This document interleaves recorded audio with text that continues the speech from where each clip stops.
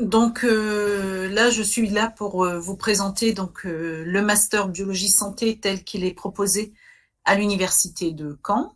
Donc je suis Christelle Delalande-Le-Capitaine, responsable de la mention du master biologie santé et responsable de la première année, sachant qu'il y a des co-responsables de parcours au niveau de la deuxième année, puisque en deuxième année, le M1 permet d'accéder en deuxième année à deux parcours. Le parcours PEPIT, physiologie systémique et physiopathologie intégrative thérapie, donc PEPIT, où les co-responsables canets sont Catherine Boger et Romain Guinamard qui est avec nous. Et pour le deuxième parcours, donc les responsables canets du parcours oncologie, immunologie, génétique, donc ou OIG, sont Christophe Denoyel et Brigitte Lemoff. Sachant que je vais vous présenter ensuite l'organisation du master plus en détail, puisque ce master est co-accrédité entre les universités de Caen et de Rouen. Alors, en termes d'organisation, ce que ça implique, ça signifie que les étudiants du M1 sont dans leur université et il y a une promotion Master 1 sur chaque site.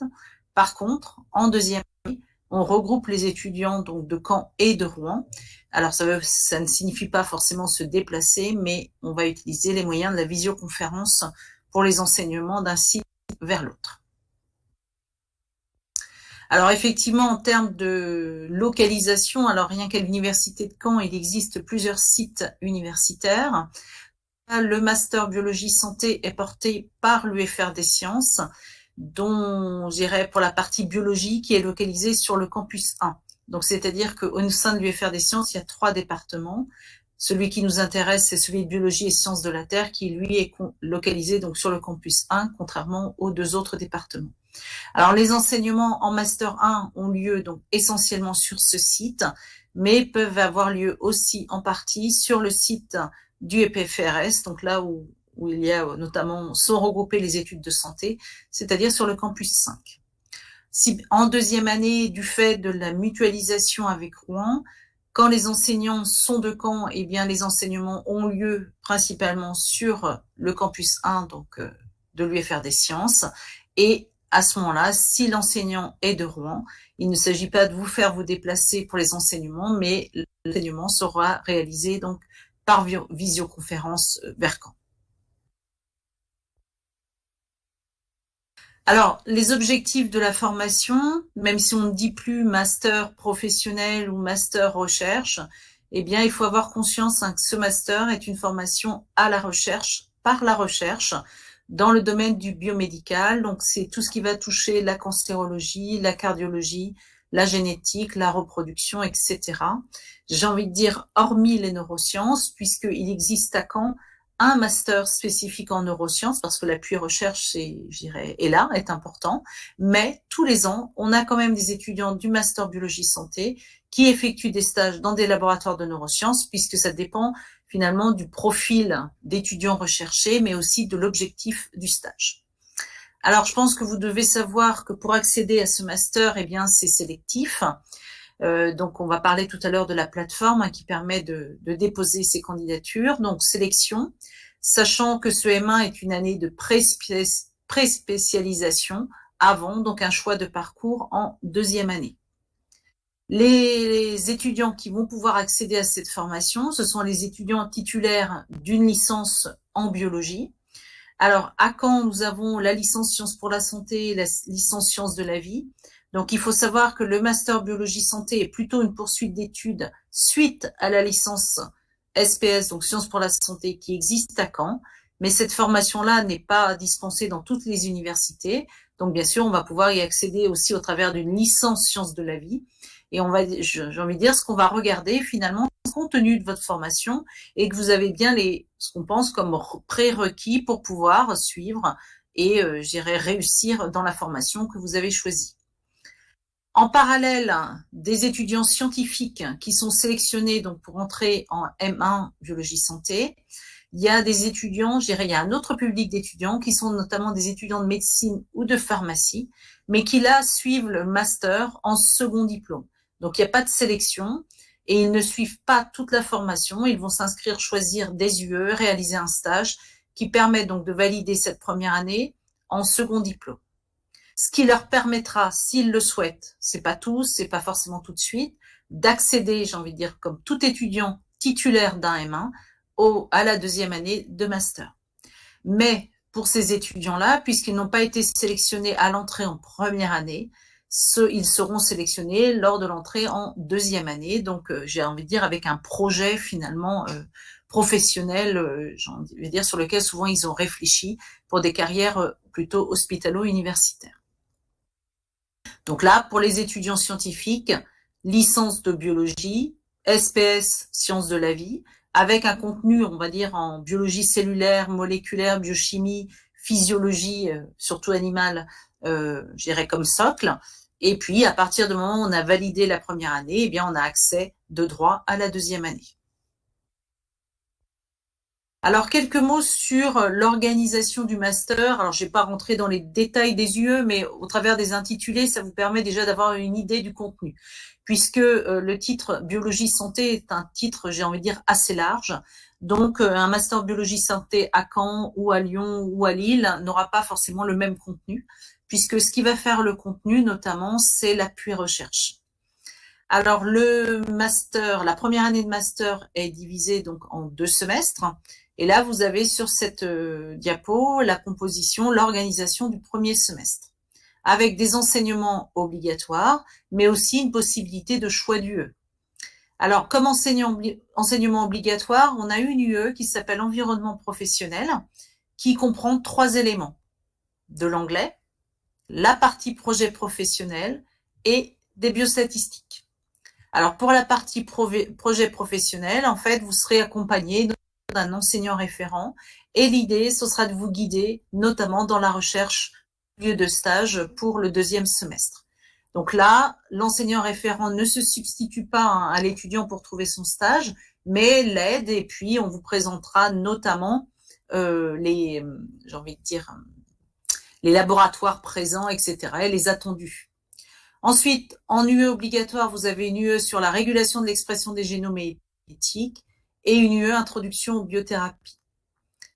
Une UE, alors les UE qui sont en bleu, ce sont des UE qui se dérouleront le jeudi après-midi et qui sont notamment proposées aux étudiants de santé qui seront libérés, eux, dans leur emploi du temps pour pouvoir suivre ces enseignements. Donc, il y a différenciation cellulaire et oncogénèse qui est obligatoire là pour tous les étudiants du M1, côté scientifique. Et sinon, vous avez une UE à choisir parmi deux, immunologie ou physiologie et physiopathologie cardiovasculaire. Et ensuite, 2 UE parmi 3 entre signalisation cellulaire, biologie du développement et une UE proposée par le Master Neurosciences qui est les grands systèmes de neurotransmission et leur dérèglement. Donc, toutes les UE, hormis l'UE environnement professionnel, a un volume d'heures de 40 heures correspondant à 4 CTS, sachant que ce sont uniquement des UE théoriques, donc composés de cours magistraux et de TD. En fait, la partie pratique est complètement regroupée sur le semestre 2, avec, avant, je dirais, de commencer cette partie pratique, un enseignement théorique où on retrouve une UE environnement professionnel qui comprend toujours de l'anglais, la possibilité de valider et d'obtenir le niveau d'expérimentation animale niveau 2, et enfin une partie pratique regroupée au sein d'une UE qui s'appelle technique d'études en laboratoire. Cette UE-là, c'est vraiment une découverte des techniques, à la fois en salle de TP, mais aussi des plateformes qui sont mises à disposition des laboratoires de recherche. En UE théorique, donc une UE obligatoire qui est interaction cellulaire, matrice extracellulaire, et une UE endocrinologie, métabolisme, vieillissement. Ensuite, 2 UE à choix, sachant qu'à chaque fois c'est une parmi 2, soit une UE autour de la reproduction ou de la génétique, et ensuite une UE de cancérologie ou de physiologie. En fait, dans les UE à choix, on vous propose soit plutôt des UE autour, je voudrais dire qui préparent au parcours oncologie, immunologie, génétique, ou plutôt au parcours pépite avec les UE qui sont plus autour de la physiologie, sachant qu'il n'y a pas de prérequis pour le parcours de Master 2 sélectionné. C'est l'occasion, j'ai envie de dire, de découvrir, de se pré-spécialiser, mais à partir du moment où vous avez validé la première année, vous avez accès de droit à l'un ou l'autre parcours de Master 2. Et là, un stage obligatoire qui a une durée de 8 semaines, donc regroupé aussi, placé au second semestre. Donc là, une partie théorique qui est beaucoup plus courte et une partie pratique plus importante. Alors, en deuxième année, soit donc on choisit le parcours, j'irais plus physiologie, donc pépite, soit le parcours plus oncologie, génétique, immunologie, donc OIG. Sachant que ces deux parcours ont un tronc commun, 3 UE communes. Cellules souches, biothérapie moléculaire, cellulaire et tissulaire, et approche omique. Et ensuite, une partie, on a encore un peu d'anglais, une partie qui est un peu préparation au stage, qui est le projet de recherche. C'est-à-dire qu'assez tôt en deuxième année, on sait où est-ce qu'on va aller en stage, et donc on demande de rédiger une petite synthèse bibliographique aboutissant sur l'objectif du stage, et donc on demande un écrit et il y a une soutenance orale. Et donc ensuite, selon le parcours, 3 UE optionnels à choisir parmi 4.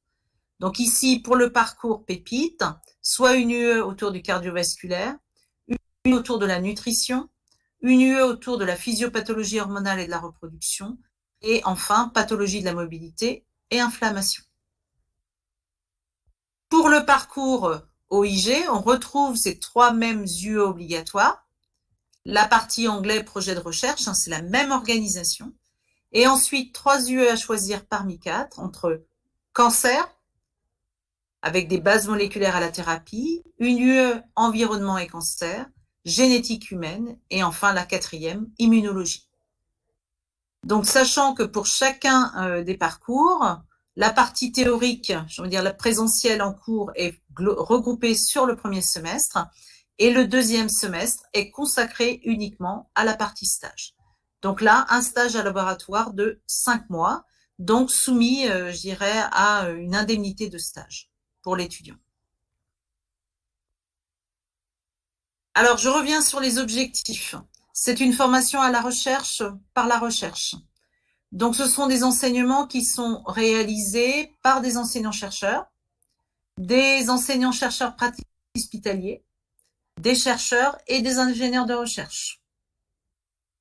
Une formation donc à la recherche par la partie pratique, 7 UE 200 heures regroupées au second semestre qui sont des TP, et qui prépare finalement à une entrée en laboratoire, donc c'est-à-dire au stage de 2 mois en première année et de 5 à 6 mois en deuxième année. C'est-à-dire que la durée minimale est de 5 mois, sachant que vous pouvez prolonger à 6 mois. Cette formation, au-delà des compétences disciplinaires, vous permet d'acquérir des compétences transversales, telles que l'anglais, bien sûr l'analyse d'articles, c'est-à-dire que de plus en plus, vous allez lire de la bibliographie, donc vous allez les analyser, les restituer, rédiger des projets et bien sûr le mémoire de fin de stage et réaliser des présentations orales. Alors, un des objectifs du master, c'est de poursuivre les études, notamment par une thèse, mais tout le monde ne poursuivra pas en thèse. Alors, en termes d'insertion, je dis toujours, l'insertion visée va dépendre du diplôme qu'on a acquis. Donc, la licence va permettre d'accéder à des postes de technicien, plutôt, sachant que là, vous vous retrouvez en concurrence avec, les étudiants titulaires de BTS, de DUT et maintenant de BUT. Le master vous permet d'acquérir un diplôme à Bac+5 et là, vous allez pouvoir accéder à des métiers d'ingénieur d'études. Et si vous poursuivez avec un doctorat, vous pouvez être ingénieur de recherche, mais aussi accéder donc au poste de chargé de recherche, de maître de conférence, donc c'est-à-dire les métiers qui nécessitent finalement un doctorat. Et si vous ne restez pas dans le domaine public, eh bien, vous pouvez postuler à des métiers de cadre de recherche et de développement, bien sûr, en entreprise privée. Alors, en termes d'insertion, si vous voulez, j'irai voir quelles sont les possibilités d'insertion et j'ai envie de dire le devenir des étudiants après le master, vous avez accès à ces enquêtes sur le site de l'université, donc enquêtes qui sont réalisées par le service orientation-insertion. sachant qu'on a à notre disposition des enquêtes qui sont réalisées 6 mois après l'obtention du diplôme et d'autres qui sont réalisées 18 mois après l'obtention du diplôme. Alors, il faut toujours regarder, j'ai envie de dire, dans ces enquêtes, combien de personnes ont été interrogées et combien ont répondu, puisque quand on transforme les chiffres en pourcentage, eh bien, si on a peu de réponses, c'est pas forcément très significatif. Mais là, on nous dit que parmi les étudiants interrogés, on connaît 84,2% des situations et que le taux d'insertion de ces étudiants est à la hauteur de 83,3%. 37,5% étant sur le marché du travail 6 mois après l'obtention du diplôme. Alors après, il faut regarder dans l'insertion quel est le type de métier occupé. Et là, on voit que ce sont des cadres et des techniciens. Avec, là, c'est normal, 6 mois après l'obtention du diplôme, 20% d'emplois stables. Si on regarde à 18 et à 30 mois, donc là, l'enquête auquel on a accès, c'est ceux qui ont été diplômés d'un master en 2020. Le taux de réponse est de 83,3%. Et en fait, si on regarde le taux d'insertion, eh bien, il est de 100%. Autrement dit, tout le monde fait quelque chose. Mais après, si on regarde l'effectif en emploi, c'est seulement une personne. C'est-à-dire que majoritairement, ceux qui ont répondu et dont on connaît la situation et qui sont insérés, eh bien, sont plutôt en poursuite d'études. Ça peut être donc la thèse, sachant que la thèse est à la fois une poursuite d'études et un emploi, puisque vous cotisez, c'est un CDD de 3 ans. Et c'est aussi pour les étudiants de médecine, s'ils ont réalisé un master, une poursuite d'études dans les études médicales. Alors, nous, on réalise nos propres enquêtes sur le devenir, on interroge nos étudiants. Alors, j'ai pas forcément de statistiques, mais ce sont des exemples d'insertion. Eh bien, on en a quand même pas mal qui poursuivent en doctorat, dont des doctorats à l'étranger. C'est-à-dire que la formation de master telle qu'elle est dispensée en France, j'irais, se valorise et offre des débouchés pour des poursuites de doctorat à l'étranger. Ça peut être une reprise ou une poursuite d'études pour les étudiants de médecine ou de pharmacie. On constate des insertions, nous, en tant qu'assistants ingénieurs, ingénieurs d'études, plutôt que technicien, donc ce qui montre que le master permet d'accéder à un diplôme, à un métier, je dirais, de catégorie supérieure par rapport à la licence ou le but. Et on a aussi des étudiants qui font d'autres formations pour, je dirais, s'orienter vers d'autres professions ensuite, comme un diplôme d'université, formation à la conception au suivi des protocoles en recherche clinique, qui permettent d'occuper notamment des postes d'attachés de recherche clinique. Cependant, on a observé aussi des étudiants qui ont été recrutés comme attachés de recherche clinique sans même avoir fait le DU. Tout dépend finalement du background et des compétences acquises.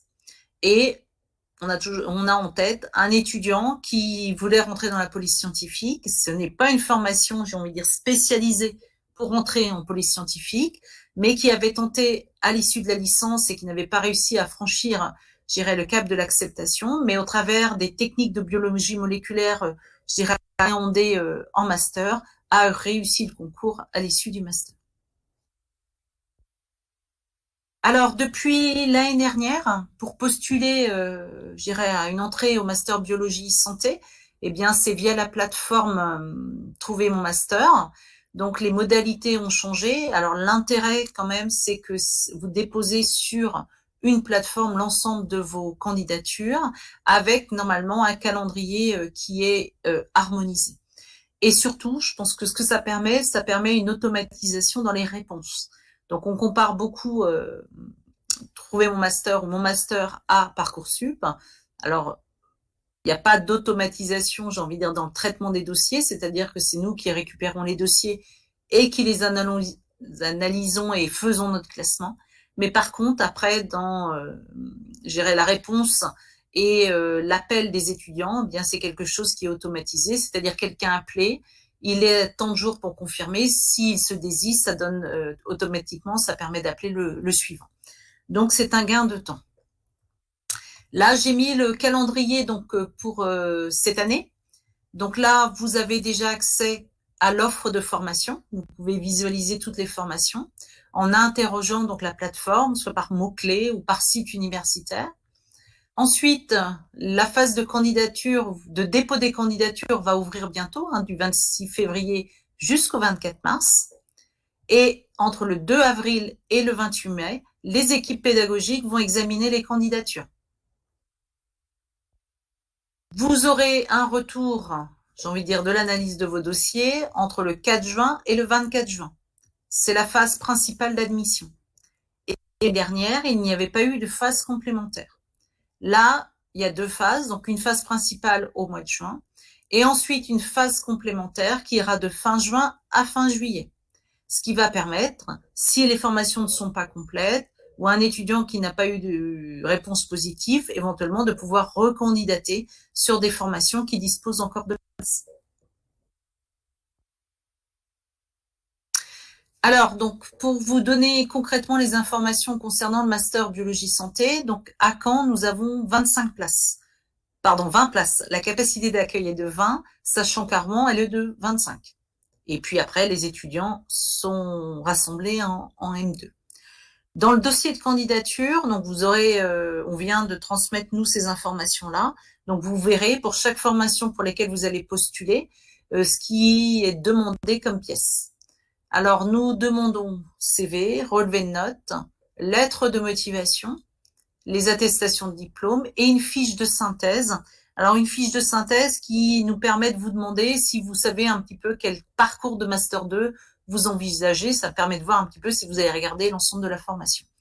Et pour les étudiants étrangers, donc une attestation de niveau de langue, de niveau en langue française.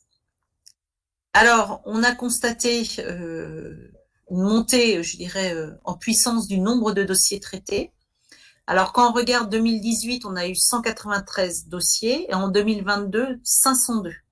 Alors, cette augmentation n'est pas due au fait qu'il y ait eu beaucoup plus d'étudiants à postuler. Alors oui, mais c'est parce qu'il y a eu une incitation à postuler à plusieurs masters. C'est-à-dire que pour pouvoir déposer un recours auprès du rectorat si vous n'avez pas de formation, il faut au moins avoir fait 5 candidatures. Donc, c'est ce qui a conduit, je pense, à une augmentation du nombre de dépôts de candidatures. Et donc, l'année dernière, avec la mise en place de la plateforme nationale, eh bien, je pense que le dépôt est facilité puisque vos attestations de diplôme, vous les déposez qu'une seule fois. Eh bien, on a constaté pour biologie santé à Caen 672 dossiers, plus quelques dossiers e-candidats et des candidatures via des bourses Eiffel, donc qui sont pour des étudiants étrangers, sachant que la formation n'est pas proposée à études en France. Donc voilà, là, je termine juste sur la diapo, j'ai envie de dire, qui vous montre le portail national des masters, donc trouver mon master, et qui vous permet, comme je le disais, par mots-clés, par intitulé de formation, par université aussi, d'interroger la plateforme et de voir finalement ce qui existe, je dirais, comme formation. Donc là, j'ai terminé ma petite présentation, ce qui va permettre d'avoir le temps d'échanger. Alors, j'ai vu la première question apparaître assez tôt. Alors, je sais si Lio, j'ai l'impression qu'elle est déconnectée, mais je vais quand même répondre à la question, ça peut intéresser. Alors, est-ce que les étudiants de but génie bio, option biologie médicale et biotechnologie, demandaient ce master biologie santé? Oui, vous pouvez demander. Mais j'ai envie de dire, la voie privilégiée reste la licence générale, c'est-à-dire les étudiants diplômés de licence générale, donc sciences de la vie et sciences pour la santé. En fait, la différence, les étudiants qui sont titulaires d'un but sont titulaires d'une licence professionnelle. Et l'objectif d'une licence professionnelle, c'est de s'insérer dans la vie professionnelle. Ce n'est pas une poursuite d'études. Donc, vous avez le droit de postuler. Après, je crois qu'il n'y a pas le droit, il n'y a pas la possibilité de faire de recours. C'est-à-dire que le master à partir du moment où vous êtes diplômé d'une licence générale, tout étudiant diplômé d'une licence générale peut postuler à une entrée en master. C'est un droit. Sauf que quand il y a une sélection, eh bien, on peut se retrouver sans master. Et c'est pour ça qu'il y a cette procédure finalement qui est mise en place par le rectorat de possibilité de vous adresser au rectorat pour savoir où est-ce qu'il y a des places, dans quelle formation. Ce qui n'est pas finalement proposé aux étudiants de but, puisque l'objectif n'est pas normalement la poursuite d'études. Alors après, pour savoir éventuellement si on va en accepter ou pas, j'ai envie de dire ça va être la première année qu'on va voir des étudiants titulaires de but éventuellement postuler, puisque avant le DUT était en 2 ans. Eh bien, on va voir, mais je pense que, on va dire, avec la 3e année, on a une professionnalisation qui est encore plus importante que, j'ai envie de dire, avec une formation en 2 ans. Donc, je pense que ça va être assez éloigné, j'ai envie de dire, des attentes de notre formation et qu'il faut peut-être plutôt envisager, si vraiment c'est une poursuite d'études qui est privilégiée, de postuler en 3e année de licence générale, voire en 2e année. Puisqu'avant, les étudiants titulaires d'un DUT, donc d'un bac plus 2 délivré par l'IUT, pour les meilleurs, pouvaient postuler à une entrée en 3e année ou éventuellement être rétrogradés en 2e année.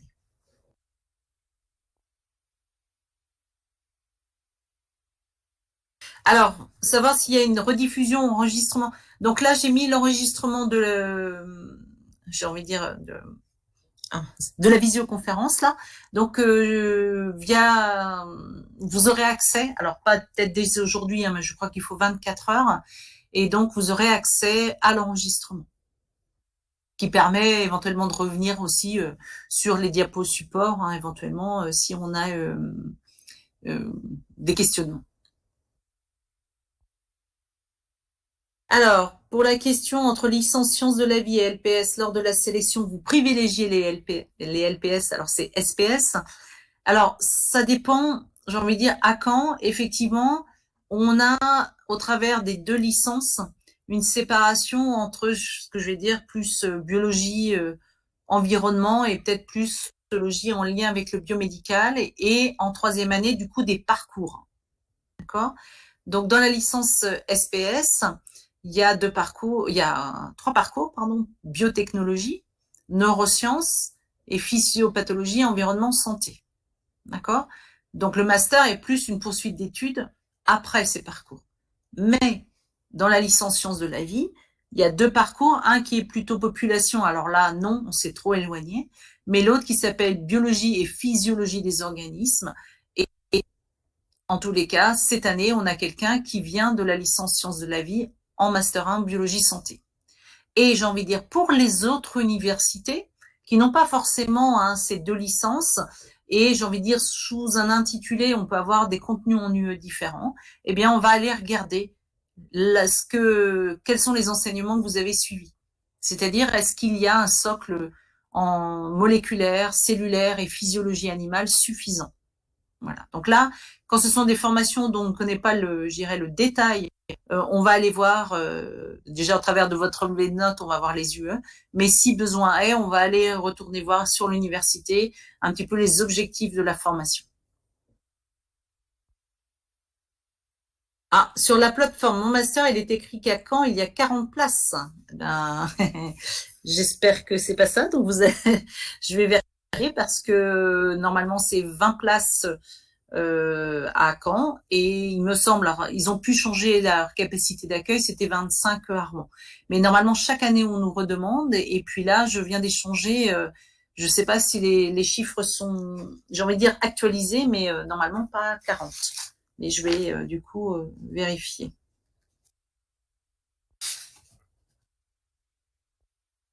Alors, hop. Alors, entre Caen et Rouen, quels étudiants sont le plus en présentiel? Alors, c'est difficile de vous répondre comme ça. Faudrait chiffrer parce qu'on a vraiment des UE qui sont vraiment partagés.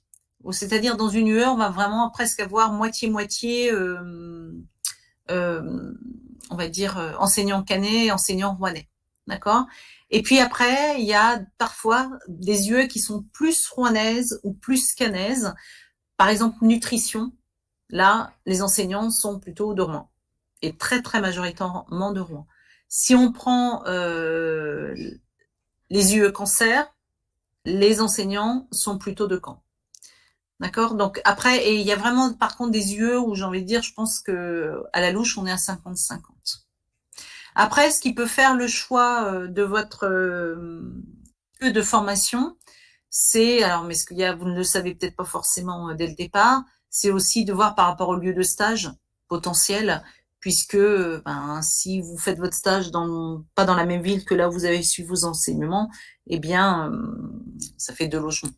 Mais après, admettons que vous vous inscrivez à Rouen en première année, vous retrouvez votre stage en deuxième année à Caen, eh bien, vous pouvez venir du coup suivre les enseignements à Caen, quoi. Même en étant inscrit à Rouen, quoi. J'ai envie de dire, si parfois c'est plus pratique. Par contre, qui dit inscription sur un site dit, j'ai envie de dire, étudiant de l'université, donc rentre dans les effectifs de l'un ou de l'autre des sites.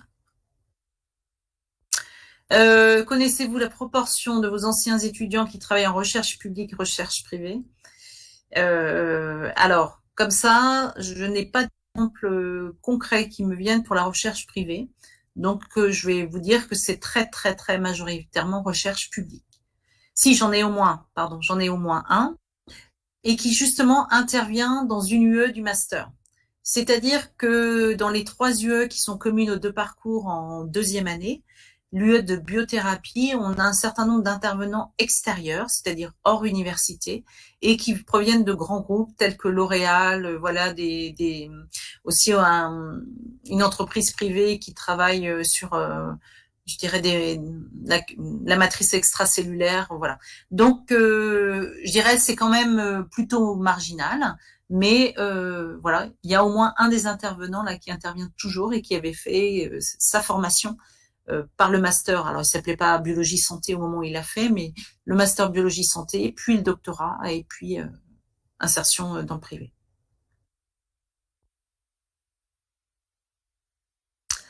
Ah, je sais pas pour le master nutrition. C'était au même moment là aujourd'hui ou c'était dans la semaine? Est-ce que c'était sur un autre jour? Puisqu'on avait la possibilité de proposer toute cette semaine, donc.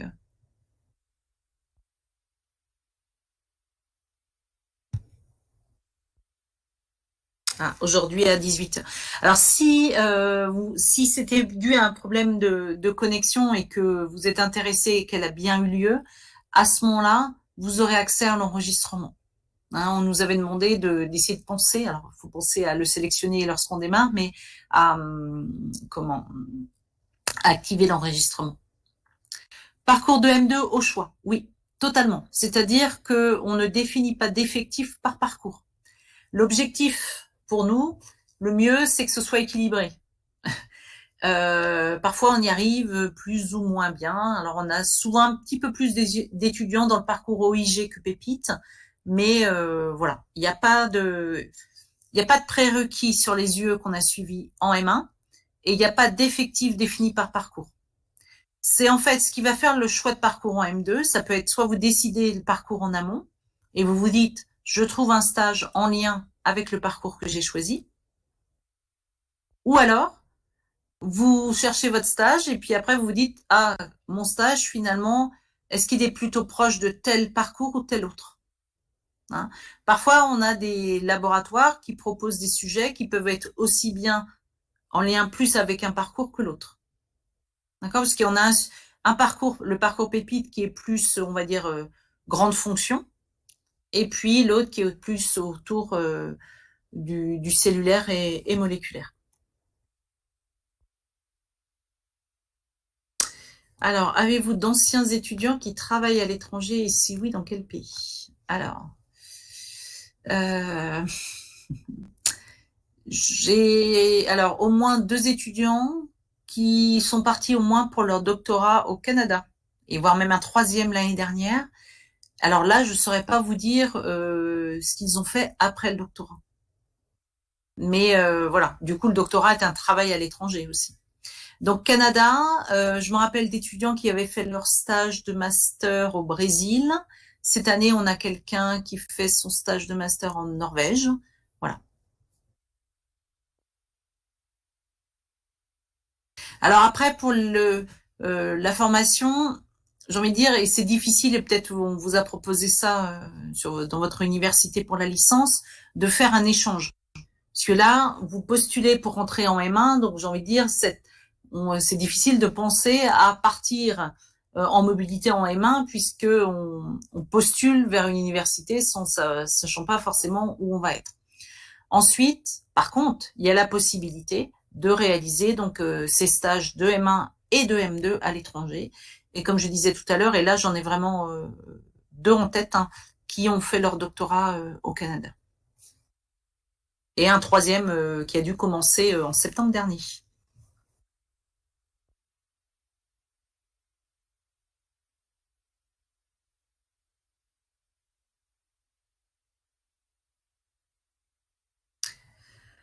Oui, alors on se retrouve souvent enseignants-chercheurs, j'ai envie de dire, parce que vos enseignants qui interviennent dans la formation que vous suivez, ce sont des enseignants-chercheurs. C'est-à-dire que on a un doctorat, on va faire à la fois de l'enseignement, donc de l'enseignement vers les étudiants de licence, de master, et on va réaliser en parallèle une recherche. Alors c'est vrai que ça fait, on va dire, deux métiers en un, donc on a moins de temps pour l'un ou pour l'autre, hein, on va dire selon les moments. Par contre, j'ai envie de dire, votre diplôme de doctorat vous permet, si vous souhaitez ne faire que de la recherche, de postuler de la même façon vers ces métiers de la recherche. C'est-à-dire que c'est un concours, comme pour enseignants-chercheurs, mais là, pas un concours organisé par l'université, mais un concours organisé par les grands organismes de recherche qui sont l'INSERM, si vous voulez travailler en recherche appliquée à la santé, le CNRS ou même le CEA, si vous voulez travailler dans les centres du nucléaire. J'ai dit quoi alors? INSERM, CNRS, CEA, mais aussi l'INRA, l'Institut national de la recherche agronomique. Et là, c'est vous qui allez postuler sur les concours de chargé de recherche ou directeur de recherche ensuite. Donc non. Si je peux aussi Oui, vas-y. dire quelque chose là-dessus. En fait, si vous voulez être chercheur ou enseignant-chercheur, de toute façon, le parcours est exactement le même. Donc, vous faites un master et vous faites un doctorat derrière. Ce qui pourrait peut-être un tout petit peu faire une différence, c'est le laboratoire dans lequel vous feriez votre doctorat, qui serait un laboratoire principalement avec des chercheurs ou principalement dans une université avec des enseignants-chercheurs. Mais ça se verra plus tard. Et vous faites vraiment la même formation, quoi, de master et doctorat.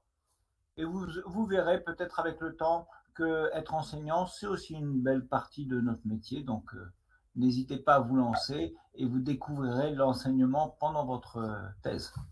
Voilà, si vous avez effectivement la chance de réaliser votre doctorat au sein d'un laboratoire qui est proche d'une université ou au sein d'une université, il y a la possibilité de se voir proposer des vacations. Donc, il n'y a rien d'obligatoire.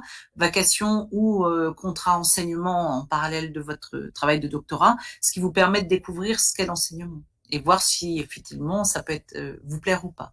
Et après, alors, on a parlé du master, du doctorat, mais souvent avant d'avoir accès, j'ai envie de dire, au poste d'enseignant-chercheur ou chercheur titulaire, eh bien, il y a la partie post-doctorat, c'est-à-dire expérience professionnelle autre que là où vous avez fait votre doctorat, en France ou à l'étranger.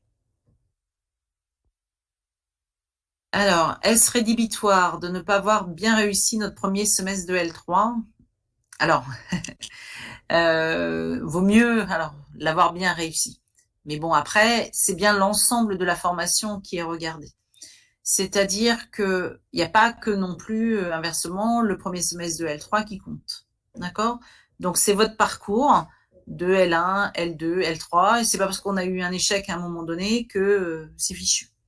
Mais c'est vrai que le premier semestre de L3 a une part assez importante parce que c'est là où vous allez commencer, j'ai envie de dire, à plus appréhender ce qui est attendu, je pense, en recherche. C'est-à-dire, il faut des connaissances, mais il faut aussi savoir les utiliser, interpréter des données, les restituer, etc. et vous vous spécialisez, vous commencez un petit peu à vous spécialiser. Donc les matières qu'on regarde, alors nous, j'ai envie de dire, bon, si quelqu'un qui a très bien réussi, on va peut-être pas aller forcément regarder le détail de tout le relevé de notes, surtout si on connaît la formation. Si on connaît moins la formation, on va aller regarder le contenu. Hein, parce que c'est vrai que nous, par exemple, à Caen, on propose dès la 3e année des parcours, donc c'est-à-dire une pré-spécialisation qui permet de découvrir des grands domaines, mais c'est pas le cas partout. D'accord? Mais on va regarder au moins que, comme je le disais tout à l'heure, il y a au moins les socles attendus, c'est-à-dire que c'est quand même, on s'intéresse, j'ai envie de dire, au domaine santé. Alors, il n'y a pas que l'homme, hein, mais il y a aussi tous les modèles expérimentaux qui permettent d'appréhender, j'ai envie de dire, la recherche en lien avec le domaine de la santé. Donc, physiologie animale, d'accord? Et puis après, on a beaucoup de cellulaire moléculaire, c'est-à-dire qu'on s'intéresse à la mécanistique, à la signalisation. Donc, on va aller regarder s'il y a bien ce qu'on trouve comme minima dans ces domaines-là. D'accord? Donc, cellulaire, moléculaire, physiologie animale. Après, le fait d'avoir découvert ou pas tel, je dirais, domaine, ben ça dépend un petit peu de votre université et du niveau de spécialisation. Donc, ça, c'est pas forcément gênant.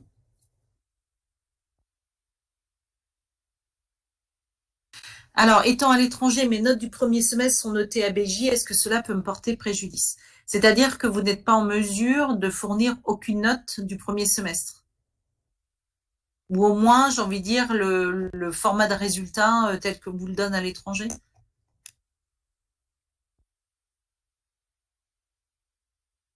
Pendant que vous précisez éventuellement dans le chat, je vais permettre juste de dire surtout, et c'est valable aussi pour les notes, s'il y a quelque chose qui peut expliquer ou qui mérite d'être expliqué, il faut surtout le mentionner. C'est-à-dire que vous avez eu un santé qui fait qu'à un moment donné, ben, vous avez un semestre qui est moins bon. Je sais pas quoi. Là, vous êtes à l'étranger, vous n'avez pas de notes de premier semestre. Eh bien, on va pas se fier à vos résultats de semestre, mais le fait d'être parti à l'étranger, c'est preuve de motivation. Vous pouvez détailler du coup ce projet dans la lettre de motivation, en indiquant quels sont vos objectifs, qu'est-ce que ça va vous avoir apporté peut-être de plus que si vous étiez resté dans votre université, etc. D'accord? En fait, il vaut mieux essayer d'apporter, je pense, des éléments qui permettent de comprendre plutôt que de rien mettre. D'accord? Parce qu'on peut se poser plein de questions. À BJ, on peut se dire, l'étudiante, elle a été malade, c'est aussi un justificatif, tout le semestre, elle n'a passé aucune épreuve. D'accord? Alors, aujourd'hui, sur mon dossier web, c'est inscrit ainsi. Je pense pouvoir retrouver des notes, mais elles ne seront pas officielles de l'université de Caen. D'accord, donc vous êtes à l'université de Caen. Ouais. Ben oui, parce que j'ai envie de dire l'officialisation des notes par l'université de Caen se fera en fin d'année, en fait. Mais bon, vous avez aussi vos résultats de première année, de deuxième année. J'ai envie de dire l'effort que vous avez fait donc en allant à l'étranger et ben voilà de justifier un petit peu et puis d'expliquer finalement peut-être ce que vous avez pu faire qui peuvent représenter des atouts au-delà des notes. Et puis, comme disait Christelle, mettez tout ce que vous avez finalement de l'université étrangère, donc y compris les notes qu'ils vous donnent. Et après, la commission saura voir les notes et voir si vous avez un niveau qui est, même si ce ne sera pas les notes officielles de Caen, ça nous permettra d'avoir une idée de vos notes, de votre niveau.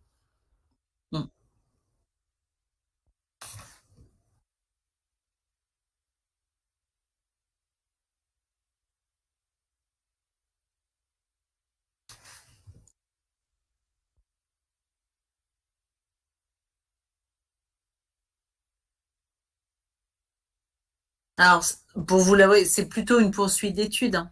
C'est voilà, que ce soit OIG ou Pépite.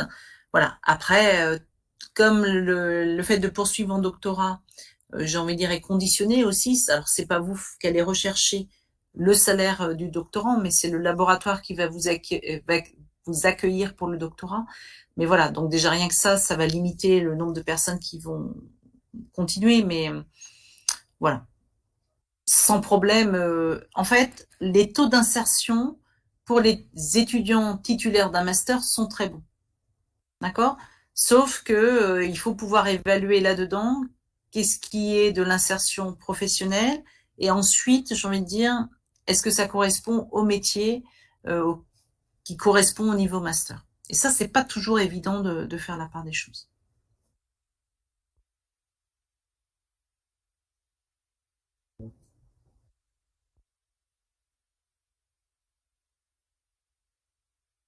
Alors, est-ce qu'il y aurait d'autres questions? N'hésitez pas. Alors, en attendant les questions d'après, hein, sur le site, il y a bien indiqué 40 places à Caen, ce qui est une erreur. Ben oui. Donc, il Bon, va bah, je falloir que je vais, corrige. bah, je vois, parce que ça m'est, alors, en Et fait, il y a marqué 24 j'ai à rempli, Caen. on remplit nous Pour un la semaine document. prochaine. À Comment? Rouen, il y a bien 24 places. À Caen, il y a marqué 40. Donc, il va D'accord. falloir Parce corriger. que moi, j'ai rempli en ligne, alors pour les places, non, c'est même pas, ça a été fait en amont, donc, ouais. Donc, En tout non, cas, il y a 20 places. Retenez que c'est 20 places, quoi. ouais. Alors, l'effectif, hein, quand j'ai mis le nombre de dossiers, l'idée n'est pas de faire peur. C'est vraiment, faut pas hésiter et à faire plusieurs demandes. Et vaut mieux que vous ayez le choix que pas le choix. D'accord? Donc, c'est à vous d'essayer de convaincre tout le monde pour essayer d'avoir finalement un choix possible. D'accord? Donc, nous, on ne sait pas si vous postulez au Master Biologie Santé en vœu numéro 1 ou en vœu numéro 10. D'accord? Donc, voilà, on va classer et puis après, vous acceptez ou vous laissez votre place. Donc, en fait, quand avec 20 places, on n'appelle pas 20 étudiants. Hein. On n'appelle pas non plus 40. D'accord? On appelle beaucoup plus que ça. Et c'est normal parce que des dossiers très bons, ben, on va avoir la chance d'être pris dans plusieurs formations. Des dossiers refusés, ben, souvent, malheureusement, ils sont refusés dans plusieurs formations. Mais il y a tous ceux qui, on va dire, selon le nombre de dossiers et la qualité reçue, sont pas dans les premiers appelés, mais vont être peut-être appelés dans une formation avant une autre. Voilà. Donc, voilà. Vaut mieux que vous ayez le choix que pas le choix. Non, étudiant de SVT, alors là je vais voilà parce que en fait vous avez au travers de la formation SVT, c'est sciences et vie de la Terre, vous avez une formation sciences de la Terre et l'objectif finalement de cette licence, hein, c'est notamment de pouvoir poursuivre en tant qu'enseignant, hein, puisque les enseignants de biologie en collège-lycée, ce sont des enseignants de sciences et vie de la Terre. Donc là non. Alors si éventuellement vous envisagiez parce que vous voyez pas prof de SVT ou il y a peut-être des formations de master à l'interface hein, entre la biologie et les sciences de la Terre hein, qui permettent, j'ai envie de dire, qui peuvent être accessibles via votre formation. Mais sinon, si vraiment ben, vous envisagez plutôt un type de formation comme le master biologie santé, eh bien, il faut reprendre une licence de sciences de la vie ou SPS et déposer un dossier via e-candidat. Quelle moyenne faut-il viser à peu près pour entrer en M1? Alors, je vais pas donner de valeur. En fait, c'est relatif. Au-delà de la note, il y a le classement. Donc, dans vos dossiers, on va vous demander les notes, de bien préciser la moyenne au semestre 5, d'accord? Mais aussi de nous préciser, en fait, quel est votre classement, s'il est disponible. S'il n'y a pas de classement sur votre relevé, vous indiquez que vous ne l'avez pas. Effectivement, certaines universités ne donnent plus les classements. Alors, on pourrait se dire, c'est bien, mais d'avoir 16, sa promo à 16, ça veut plus rien dire. Donc, le classement est pour nous important. Parce que quelqu'un qui a 10 sur 20, mais qui est finalement troisième sur 40 étudiants, eh bien, c'est peut-être mieux que d'avoir 16 si tout le monde a 16. D'accord? Donc, je vais pas vous donner de note moyenne. En tous les cas, il vaut mieux avoir la moyenne à son semestre 5, déjà. Et puis, tout dépend hein, du nombre de dossiers et de la qualité des dossiers au moment où on les a. Quoi. Voilà. Je ne sais pas si on aura autant. Est-ce qu'on aura autant de la même qualité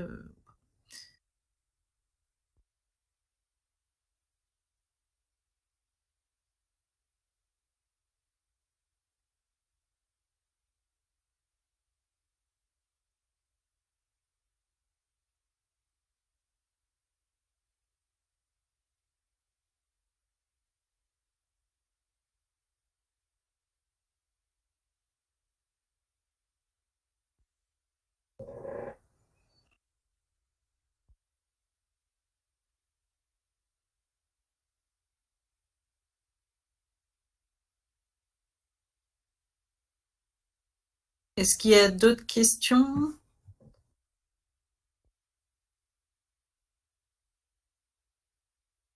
Il y a un master biologie santé à Paris-Saclay. Il y a marqué 517 en capacité d'accueil. J'ai du mal à le croire. Ouais, donc c'est peut-être des chiffres, mais c'est un peu dommage de mettre. Ouais, C'est pas très génial. d'accord. Mais je vais quand même poser la question auprès de notre direction des études et de la vie étudiante avant qu'on ait des surprises. Voilà. Hein, on fixe. Voilà, je voulais revenir sur le chiffre tout à l'heure. Euh, le chiffre de 20 est fixé par rapport aux insertions derrière et par rapport aussi aux possibilités d'accueil en stage. Puisque il faut, j'ai envie de dire, vous voyez, il y a une formation de 2 mois de stage en première année, 5 mois en deuxième année. Voilà, il faut avoir les laboratoires d'accueil pour vos stages. Donc c'est aussi pour ça qu'on limite. Lorsqu'on travaille en oncologie et recherche, on a souvent affaire aux patients. Non, on va dire, on peut et vous, alors, on peut avoir accès à des échantillons biologiques de patients, d'accord? Mais j'ai envie de dire pour lequel normalement vous n'aurez même pas l'identité puisque j'ai envie de dire vous voilà vous n'êtes pas le praticien en charge de j'ai envie de dire d'interagir avec le patient, d'accord? Donc vous n'avez pas affaire au patient. Par contre, j'ai envie de dire comme tout à l'heure je citais attaché de recherche clinique, là oui dans le cadre de ce protocole il peut y avoir des interactions où finalement il y a assuré l'interaction entre les patients et les données recueillies etc pour finalement faire des études plus cliniques, quoi.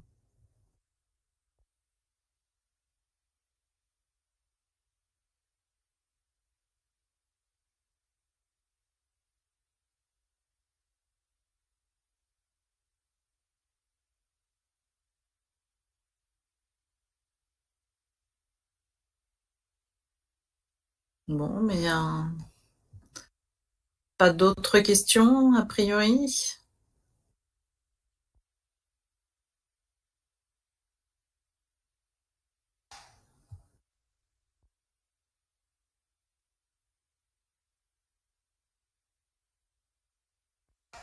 Bon, eh bien, je vais vous dire merci d'avoir participé au webinaire. Et puis, donc voilà, pour ceux qui n'auraient pas pu tout suivre ou si voilà, vous connaissez des étudiants qui éventuellement étaient intéressés, eh bien, voilà, normalement, il y aura accès à l'enregistrement.